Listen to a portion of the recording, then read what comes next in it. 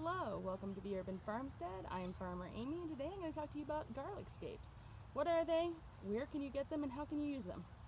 So a garlic scape is the top portion of the garlic that comes out, and it starts to form a little bit of a bulbous part right here, and that will begin to grow a flower. The reason that you cut these off, if you're farming them, is because you don't want the energy of the plant going into making a flower. You want it to go into making the clove, which is what you harvest later. So these grow out of the center of the garlic plant, which you can see right behind me, and they'll grow straight up and grow the flower. And the way that you harvest these is you just go down to the very base of it, making sure not to cut the leaves, and you nip it off like that.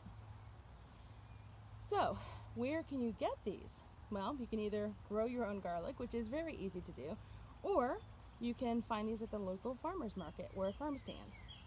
Now, how can you use garlic scapes? Garlic scapes are just another part of the garlic plant that's edible and absolutely delicious. So if you haven't had garlic scapes before, I highly recommend picking some up this season.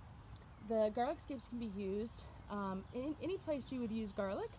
It's got a slightly milder garlic flavor though, so keep that in mind when you're seasoning. You can also use this in pestos, which is fantastic, mixed with some basil and maybe some nuts. I prefer pine nuts. Makes a fantastic pesto. And last but not least, you can use this in just grilled on a burger or something like that, like with onions. Absolutely fantastic. It makes for a delicious add on the burger for this summer.